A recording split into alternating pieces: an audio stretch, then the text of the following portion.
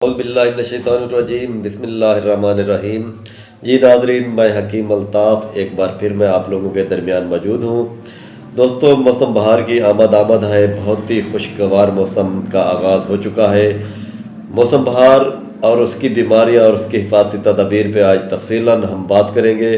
दोस्तों, आगे बढ़ने से पहले आप मेरे चैनल को सब्सक्राइब कर दें, साथ ही बेल आइकन के बटन को दबा दें ताकि हर नई आने वाली वीडियो आपको तसलसल के साथ मिलती रहे। दोस्तों, मौसम बहार बाकी तमाम मौसमों से बहुत ही ज़्यादा खुशगवार और दिलकश मौसम होता है, जो कि तमाम मिजाज के लोगों के लिए बहुत ही मुवाफिक होता है। नबातात, हैवानात, जमादात, चरिंद परिंद, हर चीज़ खुशियाँ मनाती है इस मौसम में। जो कि दरख्त बिल्कुल टिंड हो चुके होते हैं मौसम ख़िज़ा में, सर्दियों में वो बिल्कुल अपने नए पत्ते निकालते हैं, नए कलियाँ निकालते हैं, पौधे अपने नए फूल निकालते हैं। जल्द का रंग सुर्ख हो जाता है क्योंकि वो खून को इत्तदाल के तरफ जल्द में जज़ब करती है, जिसकी वजह से जल्द का रंग सुर्ख हो जाता है।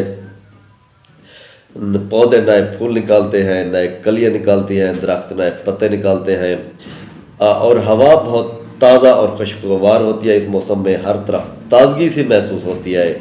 ऐसे इंसान के अंदर एक अजीब सी खुशी और ताजगी जो है ना आ जाती है। और जो लोग सर्दियों में घर के अंदर दबे रहते हैं, घरों में पड़े रहते हैं, तो मौसम बहार में वो पार्कों का रुख करते हैं, सैरगाहों का रुख करते हैं।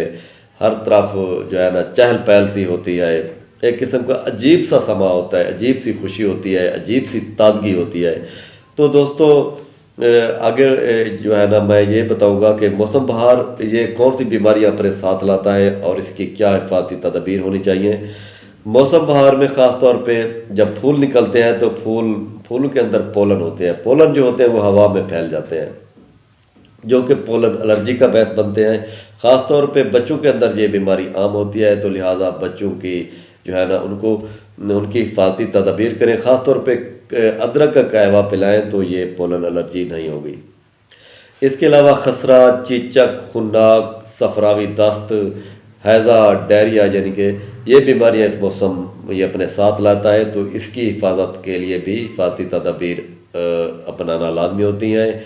कि आपने एक तो पानी जो है ना आप बॉयल शुदा इस्तेमाल करें, दूसरा आप अदरक का कहवा इस्तेमाल करें।